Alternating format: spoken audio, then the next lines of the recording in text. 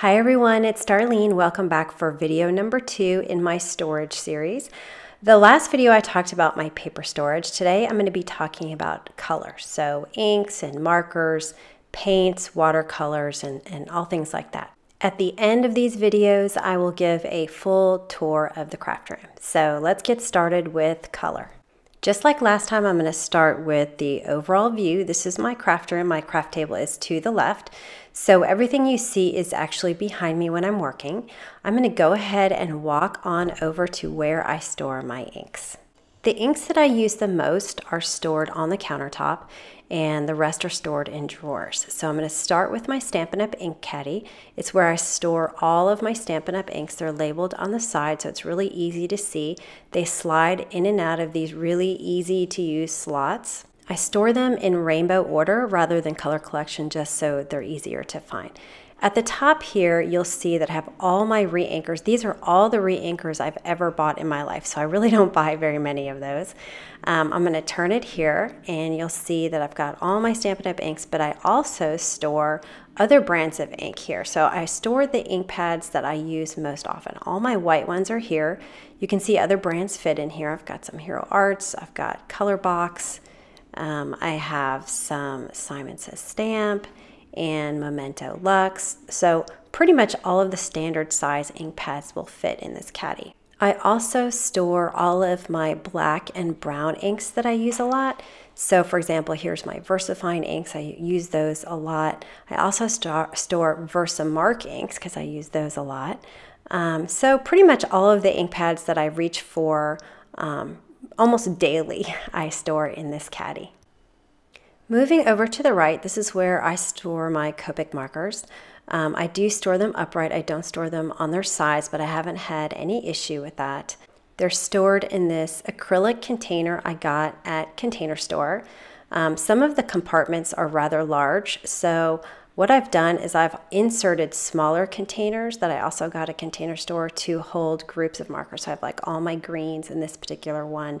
But there are quite a few compartments that are built into the existing structure. I also have some of my Copic multiliners in here. All right, now I'm going to actually move down to the drawers, my first drawer here. And as I open this first drawer, you'll see all the remainder of the inks that I have. I mix them up by brand and store them in rainbow order because usually I'm not looking for a specific brand, I'm looking for a certain color. These are all inks that have their labels on the top, and I really didn't want to label the sides, so I found these great storage trays so that I can just flip through them really easily and see which color. So these trays are divided into 3 parts, and they fit. I like to put 4 ink pads per section. The trays in the first drawer contain the inks that I use most often. They also have some neutrals. I store some of my pigment inks, and I put 5 in a section here because you can see them on the side. I use the extra space that I have on the side here for the cube inks, so the containers that I have that hold the sets.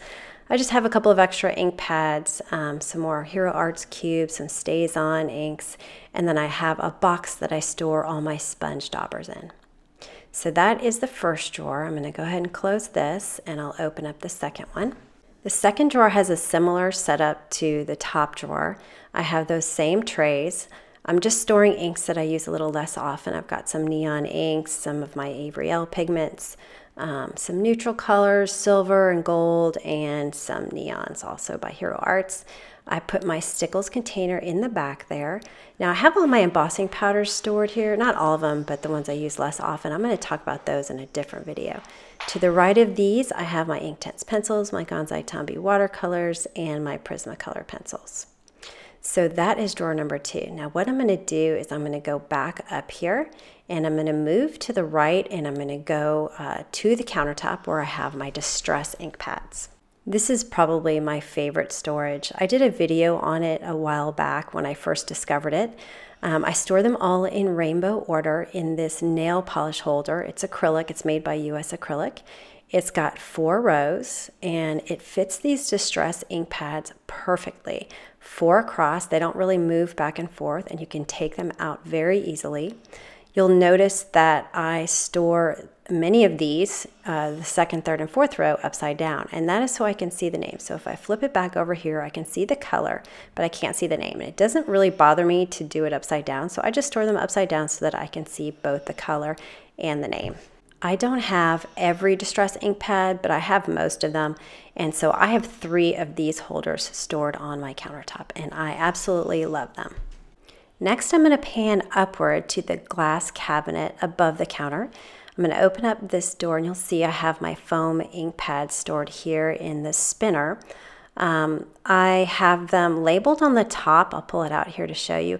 And I had this labeled on the top because before they were stored lower on my countertop, but now I just kind of look underneath to see what color each one is. To the left of that, I have another US acrylic tray. It's a 2-tiered tray. I store my distress paints in it, some Pico embellishers, some sprays.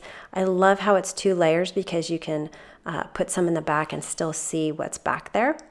I also have a little square US acrylic container that I use to store some of my fireworks sprays. I probably have one too many in that, but I don't use them very often, so I put them in the back.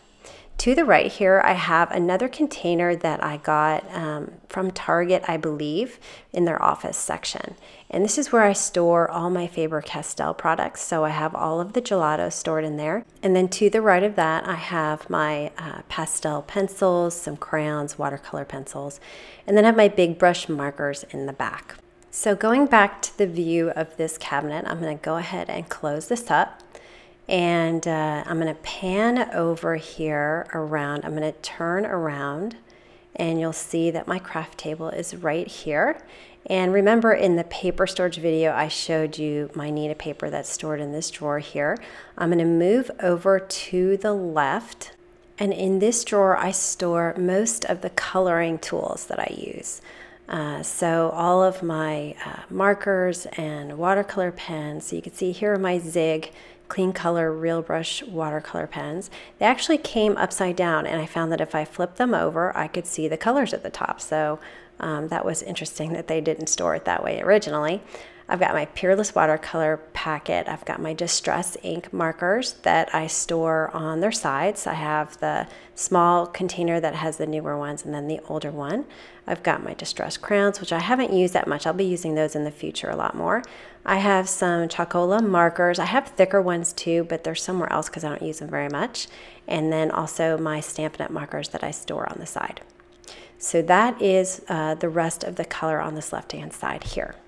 Alright, so that concludes the video on color. I hope you'll join me next week for the next storage video, and I'll see you then. Thanks for watching.